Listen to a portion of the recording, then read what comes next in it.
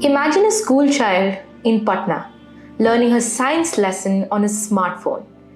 To her, it is simply just a device for communication and access, but it represents an entire global supply chain. It contains cobalt from the Democratic Republic of Congo, tantalum from Rwanda, tin from Indonesia, tungsten from Vietnam, and processed entirely in China. This everyday object tells us something important about the world India is now entering. The strategic value of these minerals does not come only from their presence underground, but from the industrial systems built around them. That brings us to one big question. Why have critical minerals become central to India's future power? Welcome to the inaugural episode of our audio podcast, One Big Bite, in which we explore critical topics that are shaping India's future. I am your host, Ananya. Critical minerals are no longer a narrow concern of mining policy. They are linked to clean energy, electric mobility, digital infrastructures, advanced manufacturing, and even defense capability. For India, the larger question is whether it can secure stable, affordable, and reliable access to the materials that will shape its next phase of development. So let's start by understanding what makes a mineral critical. A mineral is considered critical when it is essential for economic development or national security and when its supply is vulnerable. That vulnerability may come from limited reserves, import dependence, geopolitical risk, weak domestic capacity, or the lack of substitutes. In 2023, the Government of India released a list of 30 critical minerals which include lithium, cobalt, rare earth elements, gallium, tantalum, and many others. These materials sit inside the systems India is trying to scale for larger development. Lithium, graphite, cobalt, and nickel matter for batteries. Rare earth elements are important for magnets and advanced technologies. Copper is essential for electrification. Gallium and germanium matter for electronics and semiconductor-related applications. As India expands beyond conventional technologies to digital infrastructure, electric vehicles, defense manufacturing, its demand for these materials will only rise. This makes critical mineral security a development priority. The challenge, however, is not only about where minerals are found, it is also about who can turn them into usable industrial inputs. Where does real control lie in the critical mineral supply chain? Mining attracts attention because it is visible, but raw ore does not directly become a battery, a chip, a magnet, or a defense component. It has to be separated, refined, and then processed. This midstream segment is where much of the strategic control lies. China's position in this part of the supply chain is particularly significant.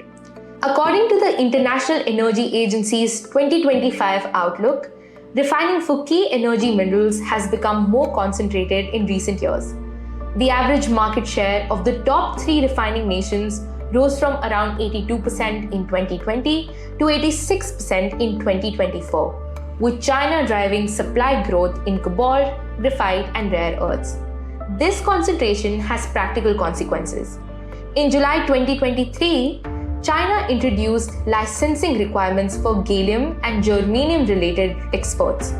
Graphite export controls came into force on December 1, 2023. In April 2025, China announced export controls on some medium and heavy rare earth-related items. India may not always be the direct target of these manufacturers, but the risk is very structural. When one country has a dominant position in materials central to clean energy, electronics, and defense, other economies remain exposed to supply delays, price shocks, and policy restrictions. For India, this is not only a commercial risk, it is also a strategic vulnerability. This is why India's response matters. How is India trying to reduce its critical mineral vulnerability?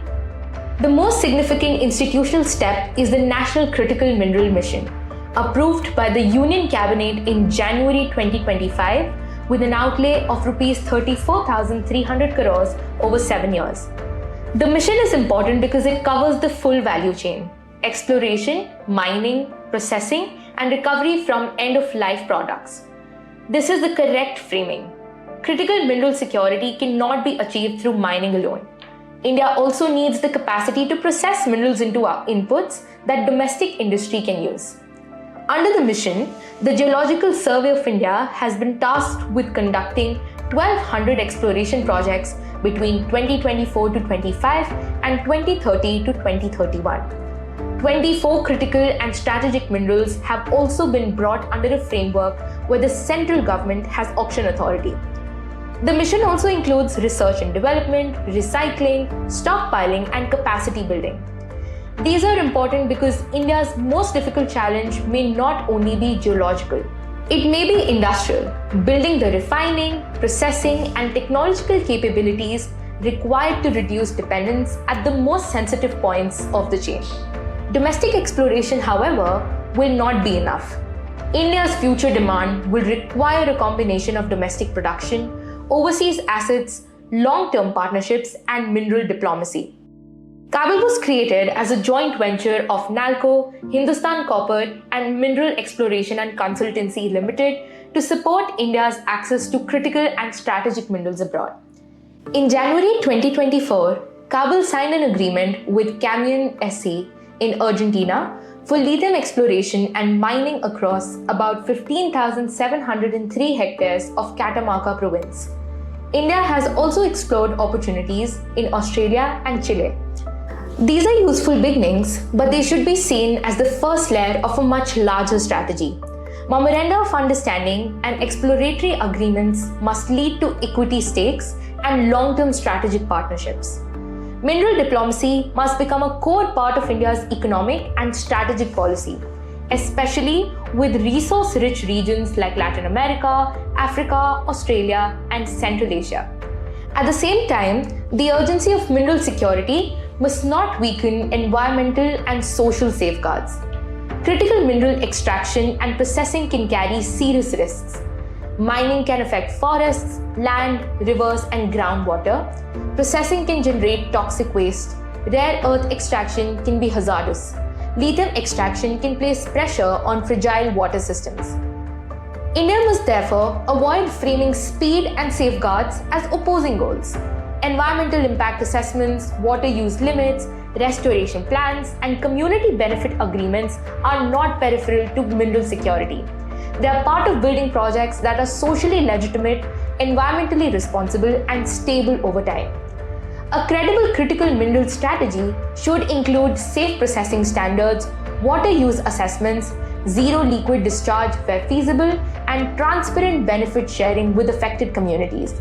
Mineral security cannot be considered secure if it provides local ecological damage or leaves communities with displacement, pollution, or loss of livelihood. This brings us to the road ahead. What will it take for India to build a secure and sustainable mineral base? The policy agenda has to move on several fronts at once. India needs to accelerate domestic exploration through better survey technologies, faster auctions, and greater private sector participation. It needs to build midstream processing capacity because raw material access without refining capability will leave dependence unresolved. It needs to deepen overseas mineral partnerships through Kabel, development finance, long-term supply agreements, and technology transfer. And it needs to treat recycling and circularity as serious industrial sectors, not as secondary environmental programs. This is the wider significance of critical minerals.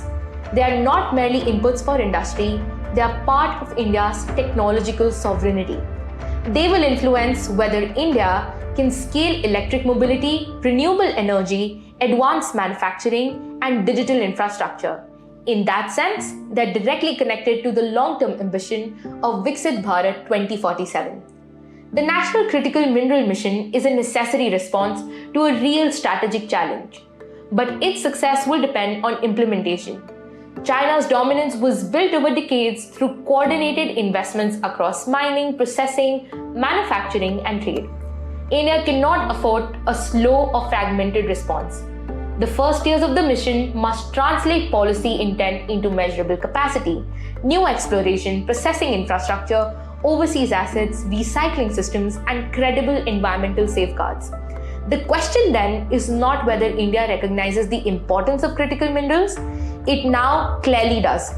The question is whether India can build the institutions, industrial capability, and international partnerships needed to secure this. India's future growth will depend in part on these minerals. The choice is whether that future rests on external dependence or on a more secure, sustainable, and strategically confident mineral base.